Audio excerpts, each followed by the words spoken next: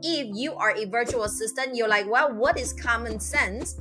And you don't have those common sense, well, stay tuned because we're going to be sharing with you at least the top 10 common sense that you cannot miss in the virtual assistant industry. Why am I sharing this with you? I actually just came back from another coaching call. This is a little bit of spiritual coaching call. She said, you're very grounded and you're very connected to the people that you're helping right now. Because once upon a time, in one of my past lives, quote unquote, I am a Filipino virtual assistant. So I understand what is your limiting belief, what are the things that you are having a hard time with. And that's why this life, I'm very connected with you and I have all this compassion with you that I wanted to help you out as much as I can, which I totally agree with her when she said that.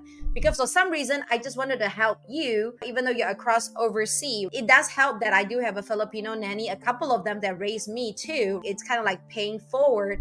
I have Monique who have helped me throughout my career that make my life so much easier. And obviously many, many more virtual assistant that has grown together with me in my path. One of the biggest things that we always talk about is common sense. So the reason why I'm getting you to get into this call is because a lot of you either got a job and got fired, or a lot of you haven't get a job yet because quote unquote, you don't have the common sense to get through that door. So again, today we're going to be sharing with you the top 10 and then we're going to be stacking it up, which one is the most important. So the very first one is always show up on time. If you're on time, you're late. What we're trying to say is, if you're early, you're on time. If you're on time, you're late. Why? Especially at the very beginning when you're working with your clients, it builds trust. It builds the trust that, hey, I can trust you. Because if 5 minutes ahead of time, it gives you plenty enough time to start your computer, get everything ready, and then you can go to the bathroom, you can go get your drink, because then you know that your tech is working. But if it is not, at least you can let your client know, hey, something is not working out, please wait for me. And trust me, because I have ingrained this into the culture in my company, every time when we are on time, if somebody's missing,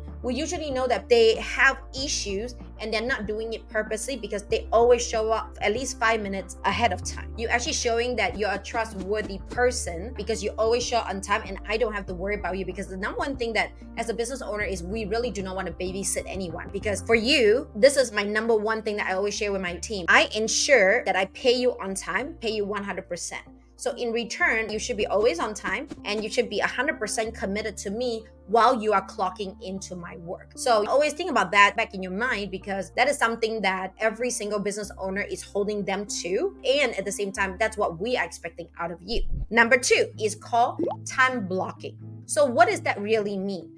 Time blocking means that you most likely it's going to work 8 hours or 10 hours in a day, a shift, or maybe 4 hours because you're part-time.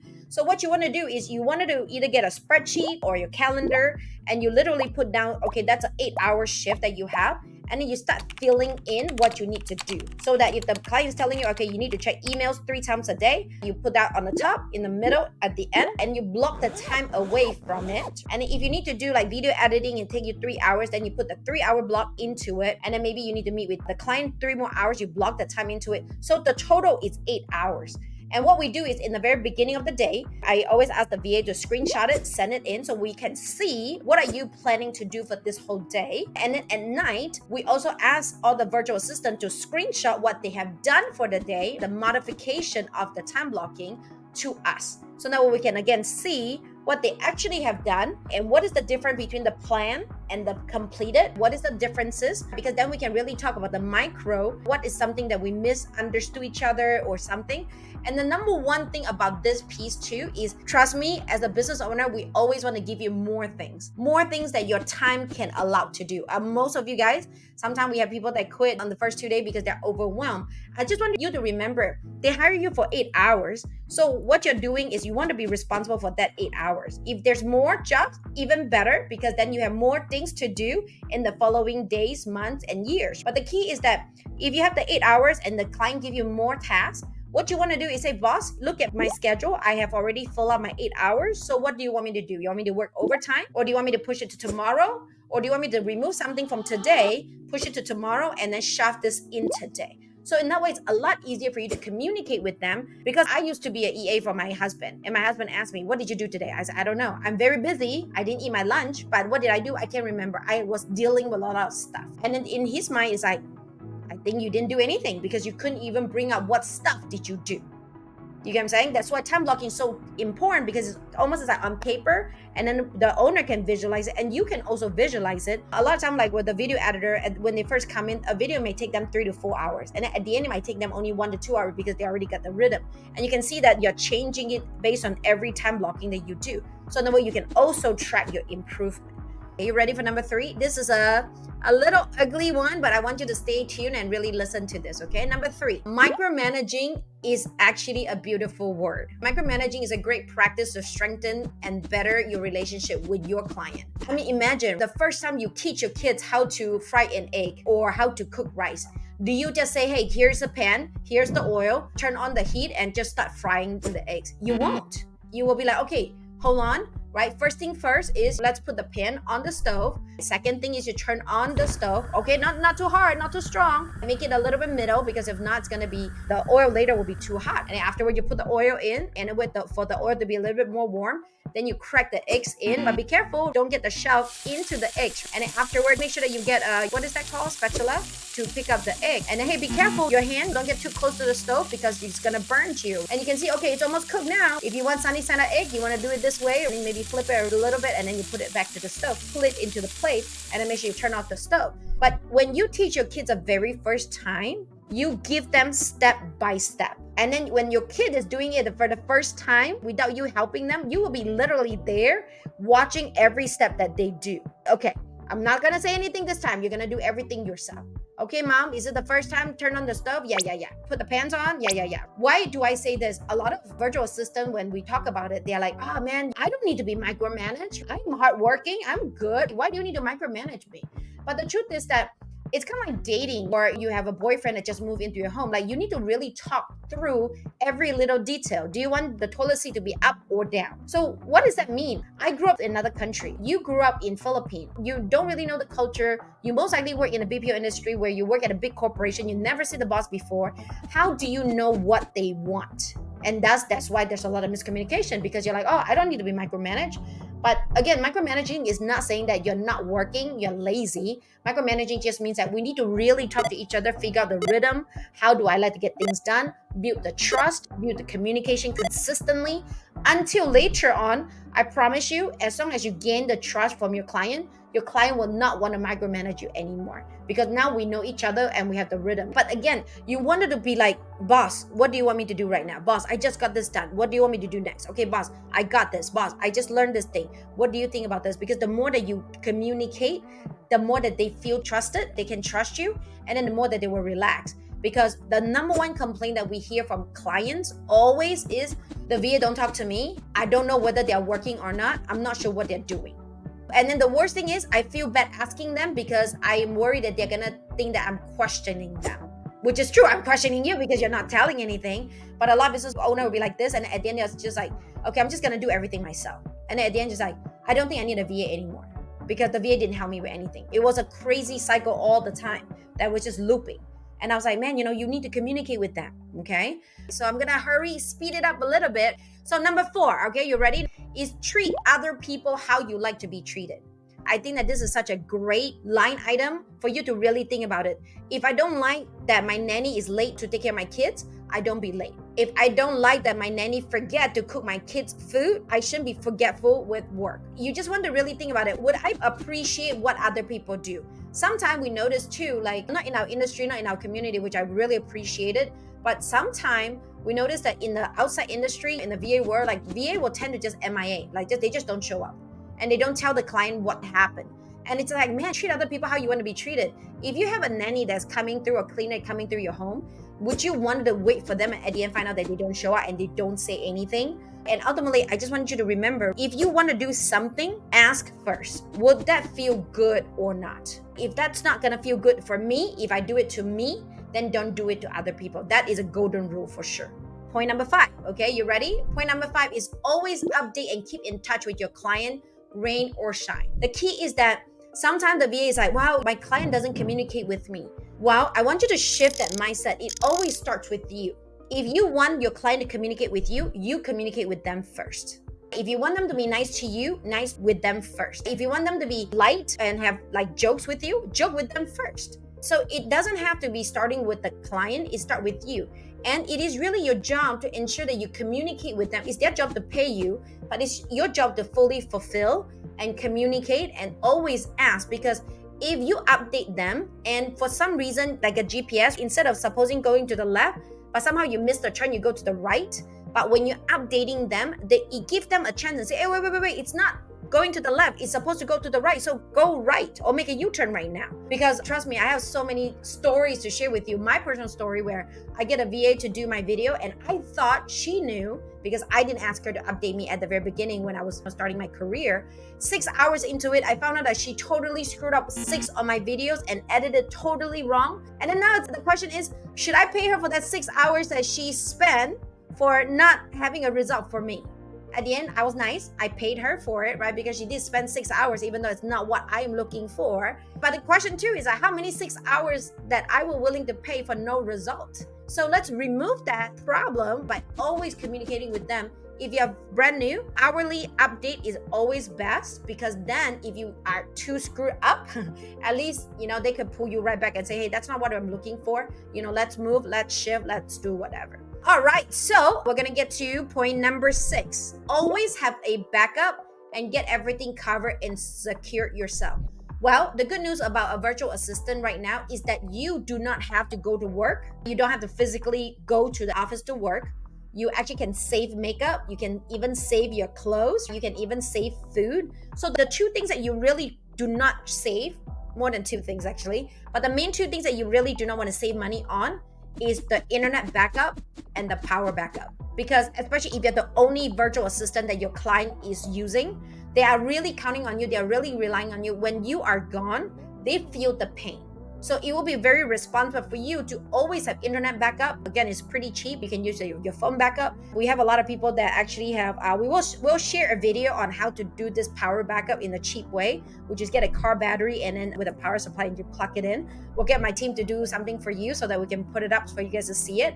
But yeah, it was really easy. But ultimately those 2, it should be always, you should always have those.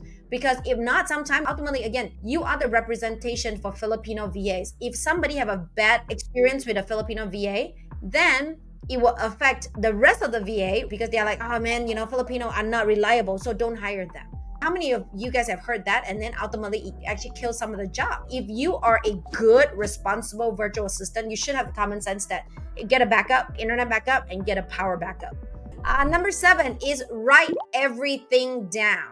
Why is that important? Well, once upon a time, I have an amazing VA. Obviously, her name is AKA Monique. She told me, boss, I remember everything. I don't have to write down anything at all. I said, man, I challenge you, because sooner or later, maybe not today, but sooner or later, you are not going to be able to remember everything. At that time, we're talking about customers and database. And then when we get to like 500 to 1,000 clients, she don't remember anymore. What's the name? What do they need? What do they want? And today DNA, we are running through so much information and knowledge. That's why you always wanted to keep the call recorded and then always write down everything. Or if not, you copy and paste a transcription and then you give your clients to see, hey, this is what's going on. Better yet, run it through ChatGPT and ask some questions. Say, what do I need to do with this, right? How can I do this? Is there anything that I need to understand from this? Can you give me a summary of this note? What are some of the to-dos that we can have? But the key is write down everything. Also, your client most likely is a forgetful person. They might not be forgetful, but they do definitely have a lot in their head. Sometimes they will forget what they promised you or what they thought of ahead of time. So what you want to do is always write it down. Like if they give you a permission for something, always write it down and then send it to them so that if something happened, you can screenshot it and say, boss, look, you have approved me on this thing. If not, what would happen? Man, I didn't approve you for this holiday. No, boss, you did. No, I didn't. Yeah, no, yes, you did. Well, show me the proof. Well, I don't have a proof. Oops, too bad. Get back to work. Am I right? So again, it's very important that you want to make sure that you write everything down. 1 is for you, right, to keep in mind. 2 is obviously you can create SOP. And 3 is if something really come into like he said, she said, who is right, you can always screenshot it and share it with your client. So number 8, the last 3 are the best that I love. Keep your ears perked up. So number 8 is the power of follow-up. A lot of VAs is like this. Oh, I told my clients already. I don't want to bother them again. I told my clients already, but you only tell them one time. Do you know how long does it take me to go open up a bank account? 36 times. My VA reminded me 36 times and put at least booking in my calendar for at least 5 times before I get it done. It is really your responsibility, especially if you are an EA, to follow up with them until it is completed. If you're a customer service representative, you have a sales representative, again, it is your power to follow up. You're right, the power is always in the follow-up. The money is always in the follow-up. You will only stop following up unless the client say, I'm done, or the task is completed. If not, it will be on you to ensure that you keep telling them, boss, I know, another reminder. Hey, hello, I already reminded you about this for 5 times. Do you want me to remind you again? Is it important? Yes, it's important. Like, let's do that again. And because you follow up, you ensure that the tasks are done, then the client is making money, then who's gonna get a raise? Well, AKA that is you. You will be obviously making money for the raise. Hey, let me ask you this question. Would it be okay if I tell you, hey, VA, my super VA, I know you work for me 40 hours, you work really hard, but I tried to pay you and I got distracted and I forgot to follow up with the bank and I forgot to pay you your pay this week. Would that be okay with that? Because I failed to follow up and thus I didn't pay you on time. Would that be okay for you? But the answer obviously it is no. It's not okay because all my VAs always say, no, it's not okay, boss. You have to pay me on time. Trust me, whenever we do not pay on time, we'll hear a list of complaints like, where's my money? Where's my money? Where's my money? And then for us, it's like, where's our task? Where's our task? Where's our follow-up? How come you didn't take care of me so that we can get all these things done? It's the same exact thing. So again, treat other people how you want to be treated, right? Think about it and always write it down, always follow up. So number 9, huge one. It's celebrate your win. What did I say? Celebrate your win. What did I say? Celebrate your win. Why do I say this? Because people don't know what they don't know. You might be helping your client to do a lot of things right now. You might be automating a lot of things in the background. Our life got a lot easier. However, sometimes we tend to forget because the convenience that you create, it's kind of like if you're a husband or a wife and you work, and then when you come home, the food is always on the table. Sometimes you tend to forget that it takes a lot of work to cook a meal. You have to go to the store, buy the food, bring it home, clean it, cut it, prepare it, and then cook it. And afterward, you still have to clean all the rest of the dishes. Sometimes we tend to forget that, hey, as a wife, or as a house husband, it takes them work to clean those dishes, to cook that food. Or like clothes, sometimes we take it for granted that, man, the laundry was easily to be done because it's always on the shelf. Like if you're a mom that is doing the laundry, but the truth is it takes time. You wanted to celebrate your win. Like, boss, today I got these 3 amazing things done. Oh my God, I learned how to use Asana in a totally different level. Oh my goodness, boss, congratulations, we did 3 sales today. Oh my goodness, boss, I want to celebrate you because you drink 5 cups of water today. Oh my goodness, boss, I wanted to celebrate myself because I managed to do something new that I've never done before. Why would we do that? Because then it highlights what you have learned, what you have improved, and what is your worth. Because a lot of time, I will forget. I was like, what did this guy do? Like, what's the value of this person in my company? There's no wins. They're just there. I think I can just fire them. You get what I'm saying? Until you really look into it. Oh, okay. Oh, really? Like they do this? Oh, really? They do that? Oh, really? They do that? Like we don't know about all that because sometimes after you automate some stuff, we tend to forget that you are actually the one that's doing the back end, ensuring that everything's run well.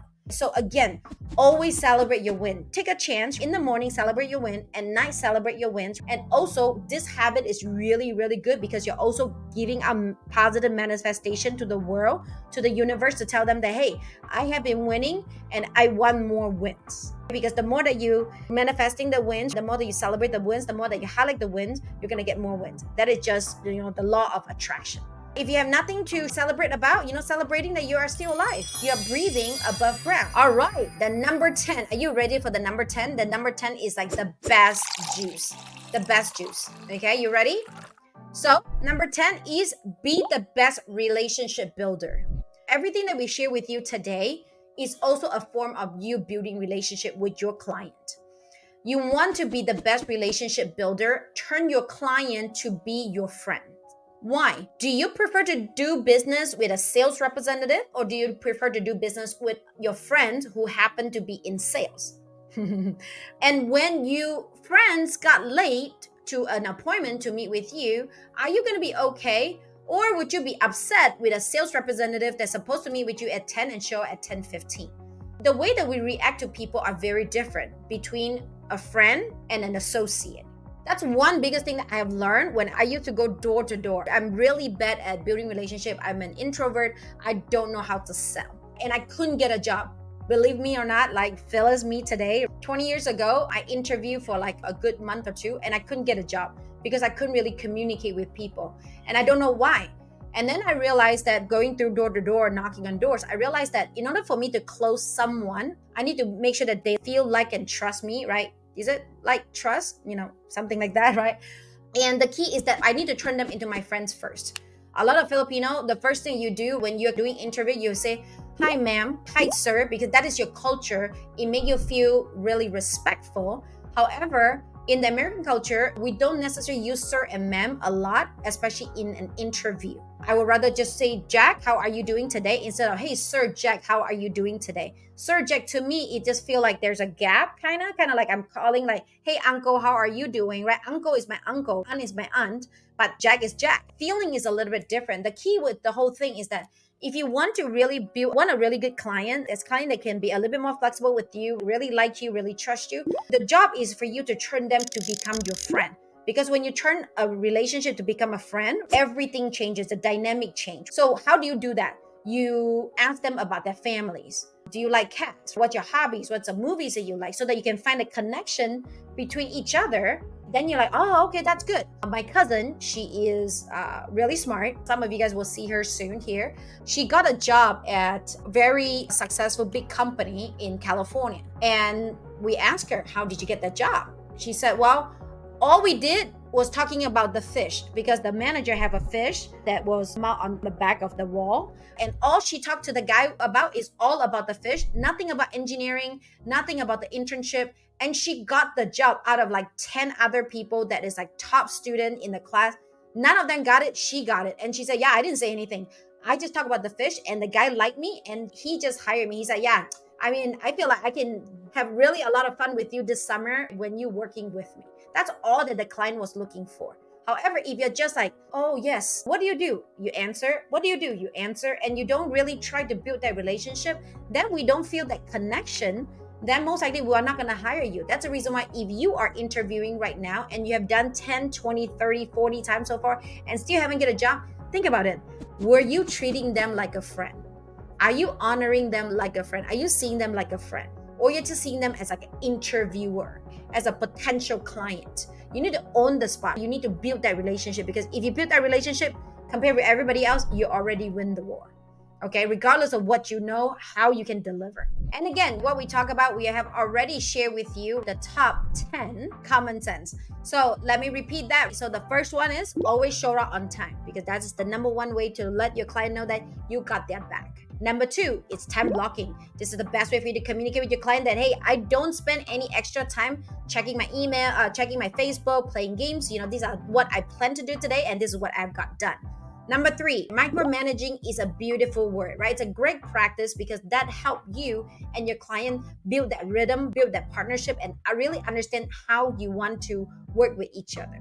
Number four, treat other people how you want to be treated. I know common sense is not so common, but just think about it. If I don't like something, then don't do it towards your client. Number five, always update and keep in touch with your client, rain or shine, because your clients wanted to trust you. So give them the thing instead of like, they don't want a babysitter. They don't want to be babysitting you. So you're supposed to be babysitting them, by the way. So communicate with them and then let them answer you what you need. Number six, always have backup, internet backup, power backup, and obviously storage backup too. Number seven, write down everything. Your brain cannot store everything. And after work, we want your brain to have a rest. So write down everything black and white on papers or on your Google Doc. So in that way, you can always go back and look at the notes again and again and again. Number eight, the power of follow-up. It's key that you need to follow up until it is done. Regardless of what job you're in, when there's an open loop, you close the loop. Open loop, close the loop. Open loop, close the loop. Follow up, follow up, follow up until it is completed. or your client say stop. Number 9, celebrate your wins, because we don't know what we don't know, and we need to be reminded that how amazing you are. We're just all human beings. So celebrate your wins so that the universe will also know that you are positive and you are more positive coming to you because you appreciate them, because you speak up about them. And number 10, be the best relationship builder. The reason why so many people love our channel and love us, want to be in our community. Some people say that they have been waiting for 6 months and a year to get into a community because we're the best relationship builder. The people that's in our community, a lot of them become best friends with each other, and now they are just forever grateful with each other, and they build a lot of amazing, beautiful memories with each other. A lot of people that we have now, our kids are hanging out with each other and love each other too. So ultimately, we wanted to share with you this top 10, and it will be loading down on the description later on to give you the top, I think 21 or 25 that we have put together. Right, this will bring you really far, and this will make you to become a VP, a virtual partner, like what we talk about. And when you become a virtual partner, you have your retirement plan already. You have a client. You do not have to seek out anymore. You have a stability. Now you can focus on building your family, taking care of your kids. You don't have to worry about anything about finances, business, future anymore. And that's what a super VA is looking for. And then eventually become a super VP. All right, that's all that I have for you today. I love you all so much. I just really wanted to share with you all these knowledge so that you do not have to trial and error and wonder, how come I cannot get a job? It feels like it is so easy, but yet I couldn't get one, because sometimes, again, I appreciate you. Common sense is really not so common. That's why I decided that instead of you paying me for this knowledge, or wait till you get into us and then teach you this knowledge, I decided to give all this knowledge to you for free so that you can learn it and get better at it, so that you can easily become a virtual assistant and live a really happy life and make great money staying from home. If you haven't get a job yet, or you just become a virtual assistant, I promise you get a lot of gold from the last 2 episodes that we have so far and the future one that we're going to record. And again, support us by commenting, letting us know what else you need to learn, what else you not understand. Oh wow, this is an amazing aha moment that we really love it, because that will give us energy to continuously doing this for you, so that you can build a better future for yourself.